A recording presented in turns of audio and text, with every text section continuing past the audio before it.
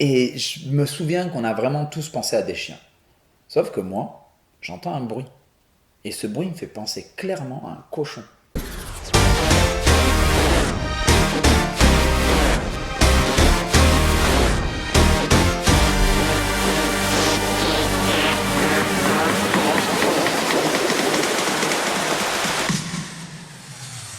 Tu connais ce genre de phrase que tu te répètes, il ne faut absolument pas que je rate ce passage. Tu sais, c'est le type de discours qui te fait basculer dans un fonctionnement basique et contre-productif qui est de te focaliser sur le résultat opposé au résultat souhaité.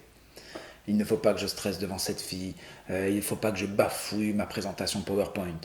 En fait, on a tous déjà fait du vélo, tu as déjà fait du vélo, et tu as déjà remarqué que lorsque tu regardes dans une autre direction que le chemin à suivre, tu dévies petit à petit de ce chemin. Et en fait, c'est la même chose avec le trac, c'est la même chose avec le stress.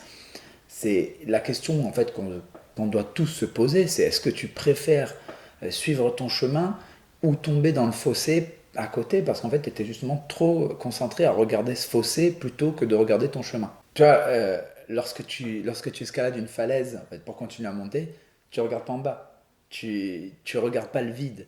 Bien souvent, nous avons aussi bien toi que moi, nous avons une fausse perception de la réalité. Pour illustrer ce phénomène, je vais te raconter une histoire qui m'est arrivée autour de mes 16 ans à Marseille lors d'un stage de musique. On s'est retrouvé terrorisé, véridique, face à un ours. Donc ça se passait pendant un stage de musique dans un campus de Marseille, un petit peu en dehors de la ville, mais quand même dans une zone encore urbanisée. Et j'étais avec trois amis, Thibaut, Clem et Polo.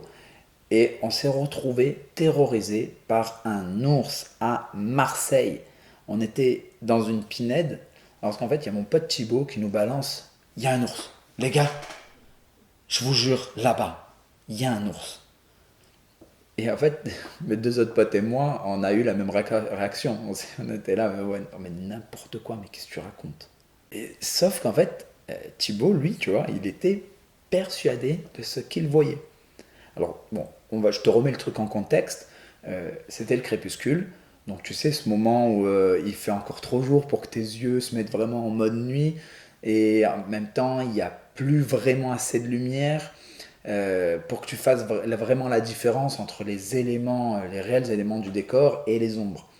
Donc Thibaut, lui, nous montre là cette forme bizarre là-bas, au loin, et moi sûr que Clément et Polo voient exactement la même chose que moi, donc ils voient un rocher. Je me dis juste, ouais, c'est Thibaut qui flippe un peu, c'est pas grave. Sauf que là, il se passe un événement complètement inattendu. Je m'attendais vraiment pas à ça. Il y a Clément et Polo qui se mettent à douter aussi. Donc je suis le seul à penser qu'il n'y a rien. Forcément, le réflexe de base, c'est on va commencer à tous bien fixer cette forme au loin, là au milieu du chemin. Donc on la fixe. Et là, il y a Clem qui nous dit aussi, oh les gars, je la vois bouger. Et moi, à mon tour, je regarde et je me dis, c'est vrai que ça bouge un peu quand même, tu vois. Et là, je te jure, on commence à flipper, mais sévère, mais vraiment sévère. Imagine-toi, hein, t'as un ours à 50 mètres de toi, je pense que tu fais pas le beau, tu vois. Donc là, dans notre tête, c'est tout fuse. Qu'est-ce qu'on fait? On part en courant, on marche, on attend qu'il bouge. Ouais, sans rire, je crois qu'on est resté 20 minutes à fixer ce truc en face jusqu'à ce qu'on finisse par se rapprocher parce qu'en fait, c'était quand même bizarre qu'il reste au milieu du chemin. Ok, il bouge un peu, mais pourquoi il reste là? En fait, évidemment, comme tu as pu t'en douter depuis le début, c'était qu'un rocher. Et tu vois ce que le cerveau peut faire. Il peut nous faire voir ce que l'on décide de croire. Et surtout, il peut donner vie à ce sur quoi on se focalise. Et du coup, j'adore aussi raconter cette autre histoire qui s'est passée lors du même stage. Alors, je ne sais pas si c'était la même année, mais c'était au même endroit, le même lieu. Et j'ai vécu une situation complètement inversée.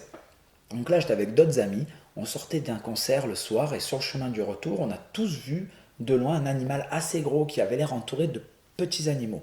Alors là, par contre, je te dis, aucun doute, ça bougeait. Et je me souviens qu'on a vraiment tous pensé à des chiens. Sauf que moi, j'entends un bruit. Et ce bruit me fait penser clairement à un cochon. Donc tout de suite, je dis non les gars, là, c'est un sanglier avec ses marcassins, on passe de l'autre côté, je suis pas chaud de passer par là. Sauf que les autres, eux, ils étaient tellement persuadés qu'il n'y avait pas de sanglier aussi proche des habitations, Ils ont continué à dire que c'était des chiens.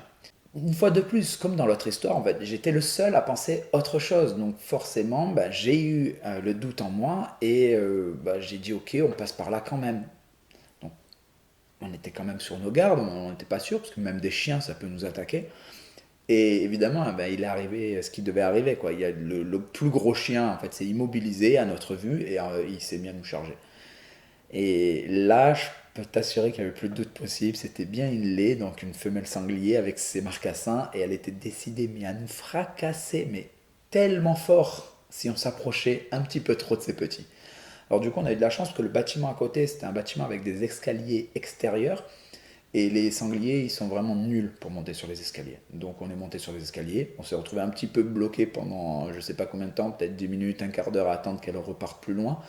Mais au moins on était sains et saufs et c'est ce qui est le plus important. Mais du coup, une fois de plus, tu vois que c'est la croyance générale en fait qui avait modifié déjà ma perception, qui était pourtant une perception juste, qui était la réalité.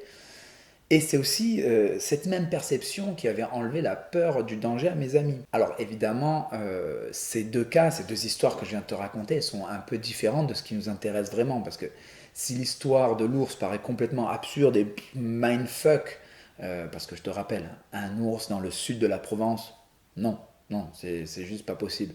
Mais finalement, se méfier, c'était pas vraiment injustifié. Cet ours aurait réellement pu être en fait un sanglier. Parce que le rocher en question qui était au milieu du chemin avait des dimensions vraiment acceptables pour être un sanglier. Avant de t'en dire plus, si tu trouves ce contenu intéressant pour t'aider à te libérer du stress et de la technique en restant toi-même et en t'exprimant avec ton cœur en public face à d'autres personnes, alors il est certain que ce contenu aidera d'autres personnes de la même manière. C'est pour cela que je te demande de les liker et de les partager. C'est le meilleur moyen de les diffuser et d'aider d'autres personnes en leur montrant qu'elles ne sont pas les seules à vivre ce qu'elles vivent. Cet aparté fait, revenons-en à notre histoire de croyance et de peur face au public. Donc, si tu reportes cette analyse de ce que nos croyances ont provoqué en nous sur la peur en public, lorsque tu te retrouves face à un public et que tu as peur, tu as tendance à vouloir contrôler cette émotion. Et le réflexe le plus intuitif, c'est de dire que tu ne veux pas avoir peur, tu ne veux pas être ridicule, tu ne veux pas rater tel ou tel passage. Et le problème, c'est qu'en faisant ça, tu te concentres sur ce qui te fait peur et tu oublies tes forces. Et je te rappelle que l'inconscient ne perçoit pas la négation. Donc dire je ne veux pas avoir peur devant cette fille revient à envoyer comme information à ton inconscient je veux avoir peur devant cette fille. De plus, tu auras tendance à t'imaginer les pires scénarios que tu veux éviter. Par conséquent, tu auras tendance à te concentrer sur les pires scénarios. C'est un peu le principe utilisé par les politiques ou les médias afin de créer la peur du terrorisme, du Covid, de la délinquance, etc.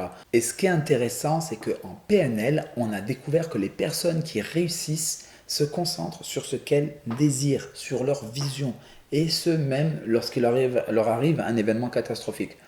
Donc tu auras bien compris que le meilleur moyen de gérer tes émotions négatives est de te concentrer sur la réussite de ton propre projet. D'ailleurs, si tu prends le temps d'analyser réellement ce qui te fait peur en public, tu réaliseras alors que cette peur est infondée. Tu réaliseras que le danger perçu est bien trop grand proportionnellement au danger réel. Et c'est bien pour ça que je mets le mot danger entre guillemets.